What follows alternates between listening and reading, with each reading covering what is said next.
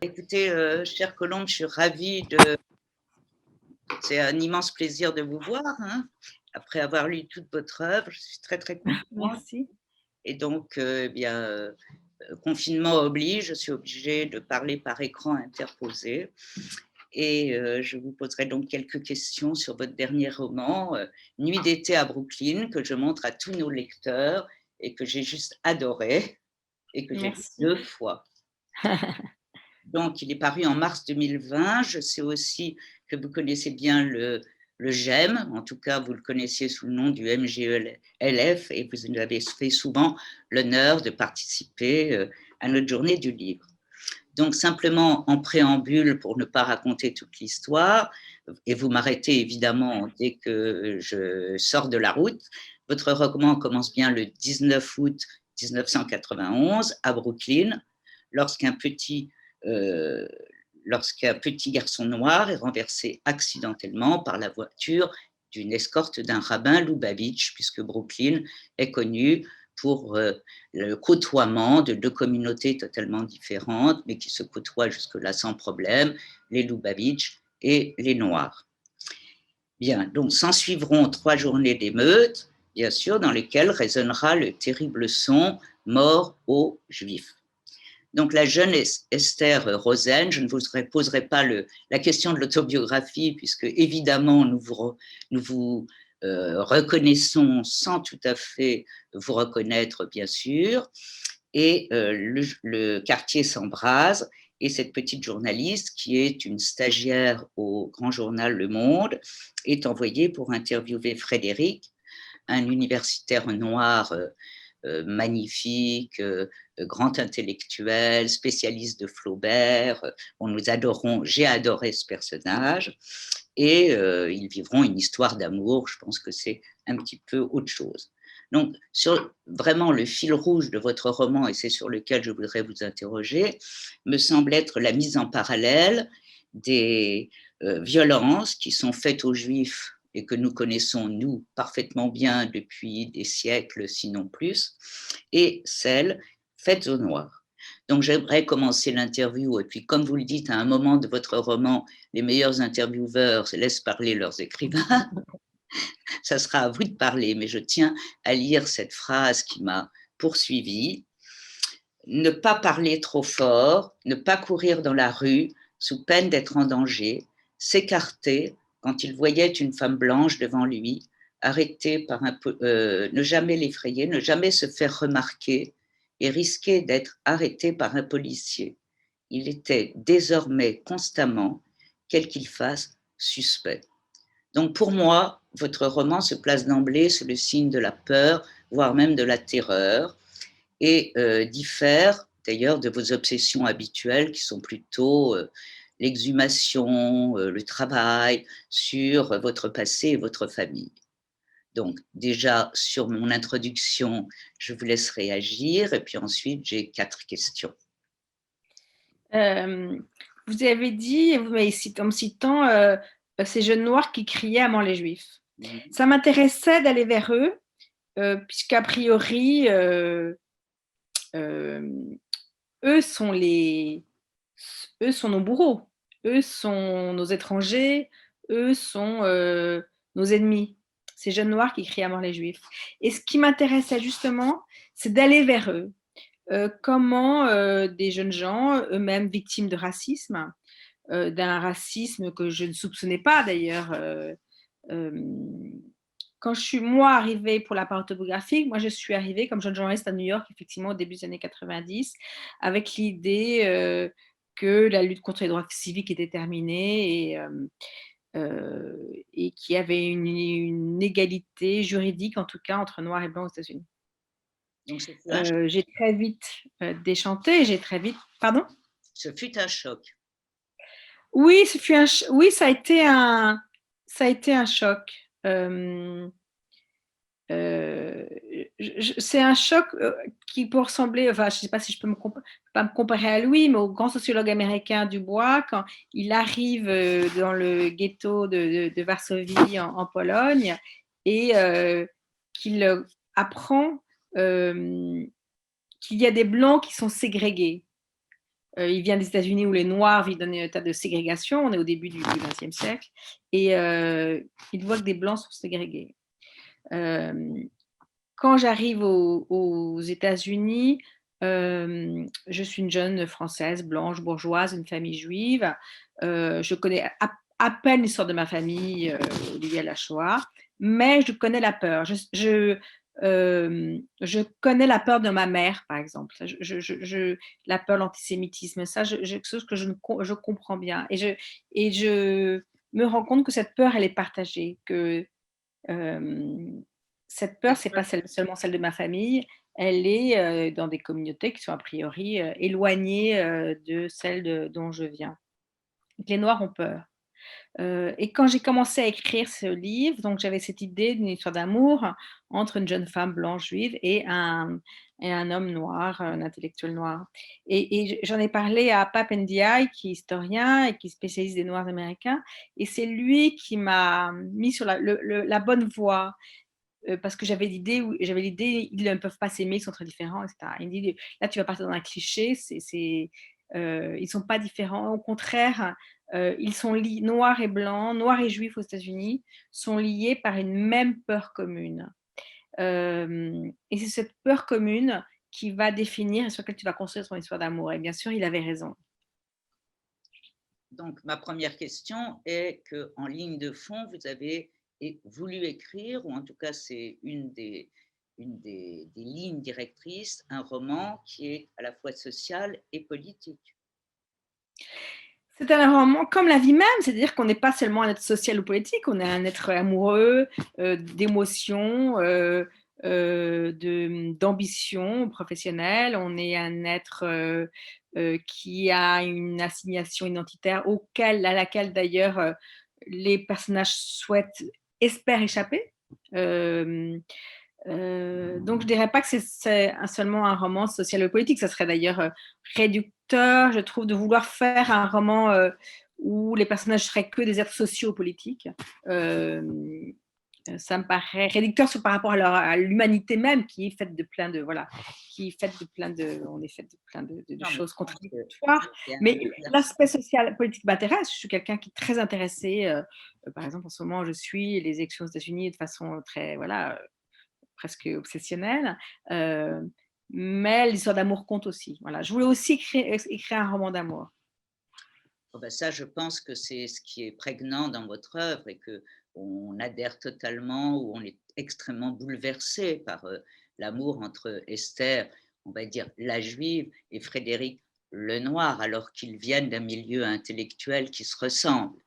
Mais pour vous, il y a une résonance avec les émeutes d'aujourd'hui, à la suite du mort du jeune noir pendant les émeutes. Est-ce qu'il y a une résonance alors que vous avez écrit le roman bien avant? Oui, évidemment.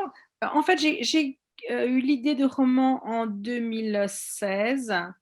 En lisant, je crois que c'était des témoignages d'un écrivain d'origine jamaïcaine et qui racontait exactement ce qu'on m'avait raconté quand j'étais aux États-Unis dans les années 90, c'est-à-dire le fait que lui, jeune homme noir, ne pouvait pas courir dans la rue sous peine de se faire arrêter par la police, le danger de se faire arrêter par la police, le fait qu'effectivement lui aussi, et c'est terrifiant, quand il voit une femme marcher devant lui, qu'elle soit noire ou blanche d'ailleurs, il traverse la rue parce qu'il sait qu'elle va avoir peur.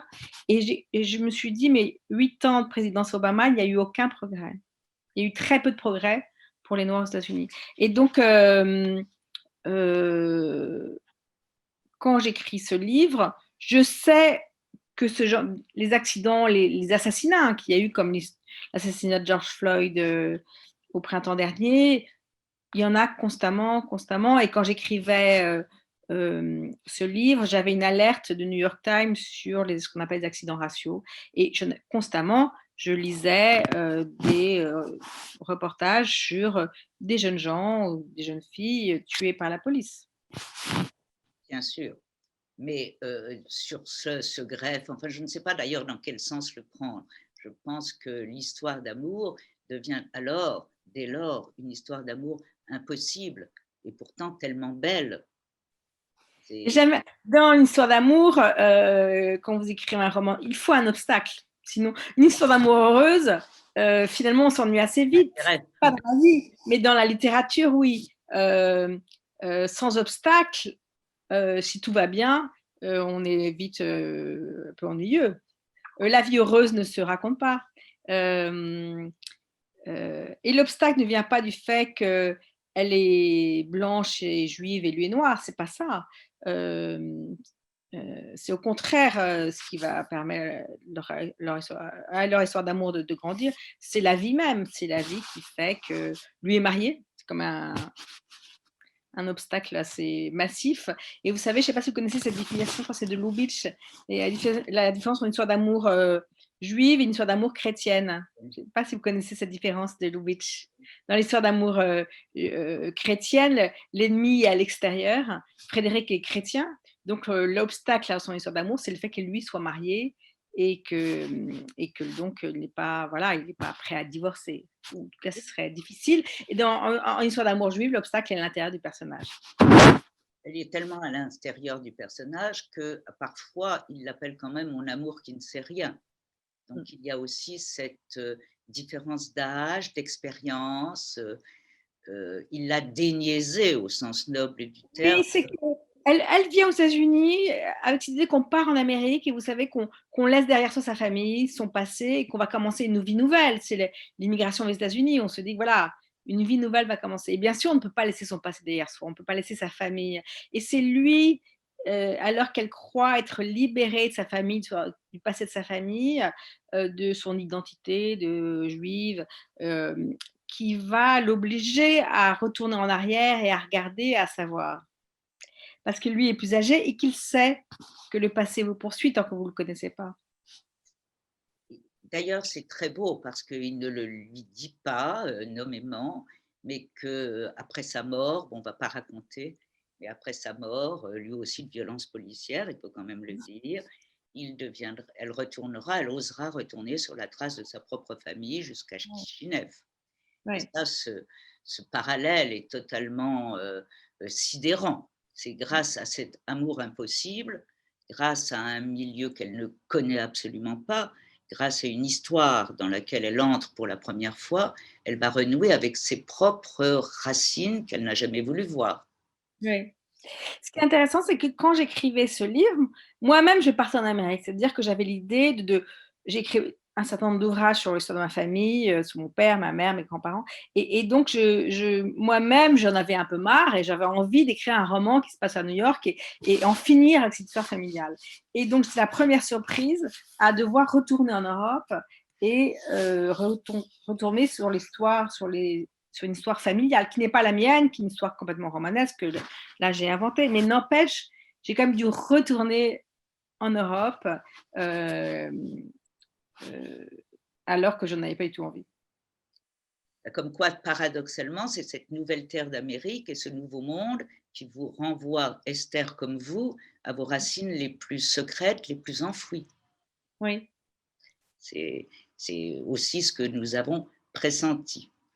Alors maintenant, je voudrais parler, et puis je ne vais pas vous ennuyer plus longtemps, sur votre écriture, parce que je trouve que c'est, et je remontre le livre, c'est un livre à lire de toute urgence, à la fois pour la construction narrative et pour l'écriture, parce que je trouve qu'on s'attache bien trop souvent, enfin, ça c'est peut-être ma déformation, à l'histoire, à la structure narrative, mais à l'écriture elle-même. Et rompant, je trouve, avec vos écritures, l'écriture de vos romans précédents, il y a une espèce de mise en abîme ou un bouleversement chronologique, certainement voulu, qui fait que l'écriture elle-même dans sa construction, à force de bousculer les époques, nous donne une impression de chaos. Est-ce que c'était voulu? Est-ce que c'est venu au fil de l'écriture? Est-ce que c'était choisi délibérément de faire ces allers-retours, à la fois dans un passé très lointain, avant l'accident, pendant l'accident, dans quelques heures avant l'accident, après l'accident? Alors, j'ai écrit une première version qui était plus ou moins chronologique et qui ne fonctionnait pas à mon avis parce que je voulais montrer combien les choses s'entremêlent. La vie n'est pas une avancée comme ça logique d'événements les uns après les autres qui vous permettent de progresser. On le sait combien la vie est chaotique, on peut être obsédé par des problèmes intimes qui finalement n'ont aucune importance, et puis on est bouleversé par une catastrophe extérieure à nous à laquelle on ne s'attendait pas, on le voit avec l'actualité aujourd'hui. Euh, et donc cette écriture, cette construction où je passe, en essayant en même temps d'être clair, hein, que ce soit bien indiqué, que le lecteur ne soit pas perdu, mais d'événements à d'autres événements, d'événements intimes à des événements plus larges, me permettait, je crois, de montrer, voilà, que nos vies avancent comme elles peuvent, euh, selon les contingences extérieures que nous ne contrôlons pas. Ça m'a fait penser à un ouvrage de couture, parce qu'en réalité, vous faites un point arrière, un point de surjet. Ça, c'est sur la structure narrative. D'ailleurs, vous m'offrez une transition extraordinaire. C'est sur l'écriture elle-même et son rythme. Et j'ai trouvé, alors ça, je pense que vous l'avez évidemment, assez mûri, mais que selon qu'il s'agisse de l'histoire sentimentale, de la description des faits historiques, du contexte historique ou de la violence des émeutes, vous adoptez à chaque fois un style totalement en adéquation avec le ressenti, j'aime pas ce mot, ce que ressentent les gens, les protagonistes, et ce que ressent le personnage intime dans son intimité. Il est haletant, tranquille, posé, rapide. Les phrases s'entremêlent ou bien au contraire, elles sont posées. Est-ce que c'était... Je ne sais pas quoi répondre. Non. Merci. En tout cas, c'est le temps. Merci beaucoup, merci. Je veux dire que j'ai beaucoup travaillé. Je pense pas qu'il soit parfois nécessaire de beaucoup travailler quand on écrit. C'est Jean-Marc Roberts, qui a été mon premier éditeur, qui me disait ça. Certains livres, c'est pas parce que vous travaillez beaucoup que le livre va être bon, et certains très bons livres. J'ai écrit certains livres de façon assez rapide. Là, j'ai senti que pour y arriver, pour créer ce monde, il fallait que je m'enferme. Et effectivement, je me suis enfermée pendant 3 ans à ne faire que ça, à écrire et réécrire, parce que j'aime d'abord que l'écriture soit fluide et simple, mais aussi que chaque moment existe par lui-même. Et puis, je me suis amusée. Je veux dire qu'aussi, je me suis amusée. Je me suis amusée, effectivement, en adoptant plusieurs rythmes selon les paragraphes. Par exemple, à un moment, je sais que j'ai inventé un épisode d'une série Netflix et je me suis amusée à l'écrire, comme j'ai réécrit un scénario. Et beaucoup de gens m'ont demandé, mais alors, j'ai recherché cette série sur Netflix, je ne l'ai pas trouvée. Déjà, c'est normal parce que je l'ai inventée. mais ça m'a effectivement, je me suis... des moments, choses que je n'ai pas l'habitude d'écrire sur la police ou sur le... disons que j'ai plutôt l'habitude d'écrire des choses plus intimes, sur des moments amoureux. Et là, j'ai un certain plaisir à écrire ces moments-là qui sont plus doux et plus sensuels, je crois. Mais je veux dire, je me suis amusée à écrire certains passages pour lesquels je n'avais pas forcément une habitude de faire ce genre de choses. Enfin, ce qu'il en ressort à la lecture, c'est qu'il y a vraiment une douceur dans les moments d'intimité, une espèce d'urgence dans les moments plus politiques, et que le lecteur est happé par l'urgence politique et se repose, bien sûr, doucement, quand il y a des moments d'amour intense entre ces deux êtres. Et ça c'est une des qualités extrêmes de votre texte, c'est que nous nous reposons pour prendre notre élan, pour plonger dans la violence extrême. Merci, c'est drôle. Ça m'est pensé au crawl, moi qui suis une nageuse de crawl. Vous savez, vous apprenez à faire des efforts, hein, et l'effort doit toujours être utile, donc on fait l'effort sous l'eau et se reposer quand le bras est en dehors de l'eau. Et donc j'ai dû adopter le rythme du crawl en nageant, c'est-à-dire effectivement, comme dans la vie, il y a des moments qui sont violents ou difficiles ou abrupts, et puis des moments de douceur et de tranquillité et dont il faut profiter. Donc voilà, l'écriture de livres reflète cet apprentissage. Eh bien, écoutez, c'est en tout cas ce que vous avez réussi, c'est-à-dire que le lecteur partage entièrement cela et a des bons temps de respiration aquatique pour affronter les scènes d'une intense violence. Bien, écoutez, si vous voulez rajouter quelque chose, autrement, Mais non, merci, que j'aurais. merci à vous. Ben non, moi je voudrais vous dire infiniment merci pour cet échange. Évidemment, je remonte le livre, je conseille vivement cette lecture à nos amis et auditeurs. Et cet échange est évidemment à retrouver sur le site de la Journée du livre MJLF, j'aime.